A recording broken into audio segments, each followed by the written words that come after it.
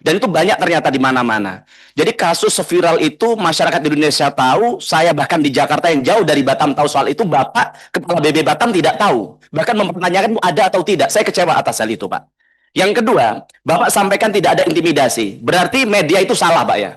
Buktikan kalau tidak ada intimidasi, buktikan kalau media yang menyampaikan itu salah dengan melaporkan media itu ke penegak hukum, Pak. Dan kami tidak mau mendengar lagi ke depan karena Bapak menyampaikan luar biasa, Pak. Apa namanya? Kami tertegun di sini dan kami tenang setelah Bapak kalau orang tidak tahu fakta ini, Bapak menyampaikan diri kami, wah alhamdulillah warga kami di Rempang sekarang sudah damai-damai saja.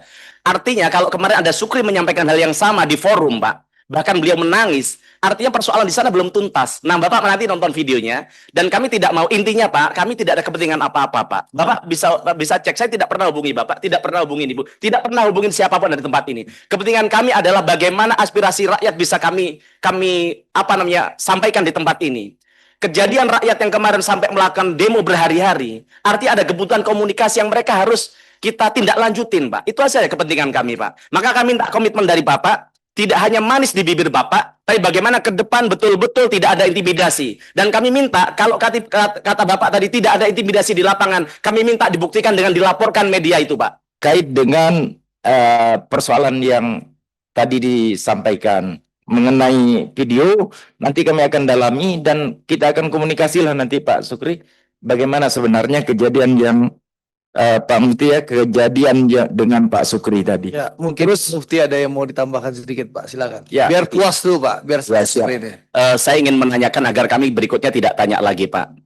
Pernyataan yang Bapak sampaikan ini persis seperti ketika Bapak pertama sampaikan di sini. Dan kami kaget tadi, Bapak di Batam, Bapak tidak tahu kesaksian Sukri. Kami di Jakarta, Pak, dan tidak ada yang nge-share di sini. Kami hanya tinggal buka aja perkembangan Batam, tiba-tiba saya dapat video itu, Pak. Dan itu banyak ternyata di mana-mana. Jadi kasus seviral itu masyarakat di Indonesia tahu, saya bahkan di Jakarta yang jauh dari Batam tahu soal itu, Bapak Kepala BB Batam tidak tahu. Bahkan mempertanyakan ada atau tidak. Saya kecewa atas hal itu, Pak. Yang kedua, Bapak sampaikan tidak ada intimidasi. Berarti media itu salah, Pak ya. Buktikan kalau tidak ada intimidasi, buktikan kalau media yang menyampaikan itu salah dengan melaporkan media itu ke penegak hukum, Pak.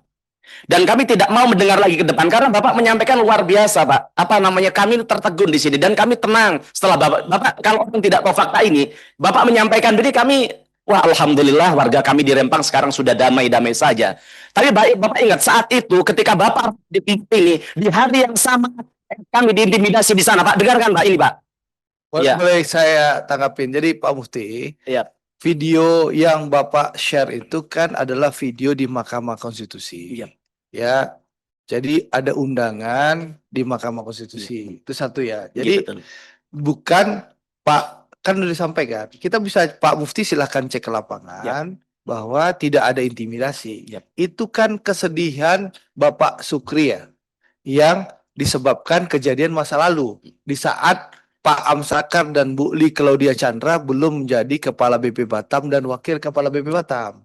Ya, karena pendekatan yang lebih represif di periode lalu, bukan era Pak Presiden Prabowo. Presiden Prabowo sudah memberikan hal yang jelas dan tegas kepada Kepala BP Batam untuk pendekatan yang humanis. Dan itu sudah diterjemahkan di mana? Pertama, ini supaya clear ya. Saya nggak mau lagi kejadian ini nanti digoreng-goreng media. Tidak ada pemaksaan pemindahan, betul ya Pak? Jadi pemerintah menyiapkan seluruh fasilitas, rumah bersertifikat, sekolah dari SD sampai SMA, kantor semua termasuk dermaga dipersiapkan oleh pemerintah. Diserahkan sepenuhnya kepada masyarakat. Masyarakat mau pindah, monggo. Kalaupun masyarakat tidak pindah juga tidak ada masalah, betul ya Pak? Tanpa ada paksaan. Nah, saya rasa itu udah kebijakan yang sangat humanis, sangat fair dan objektif. Jadi saya berharap Pak Mufti jangan menggunakan kata-kata di saat kita rapat ini ada intimidasi. Oke, nah, saya harus mengklirkan jangan sampai punya persepsi yang salah. Tidak. Makanya saya mau menyelesaikan dulu, izin. Selesaikan sebentar. Dua hal yang berbeda, Pak Andre. Yang disampaikan Sukri dengan yang sampaikan dengan Nur Suwarsi tadi dua hal yang berbeda. Yang saya sampaikan barusan Pak Andre itu adalah soal Nur.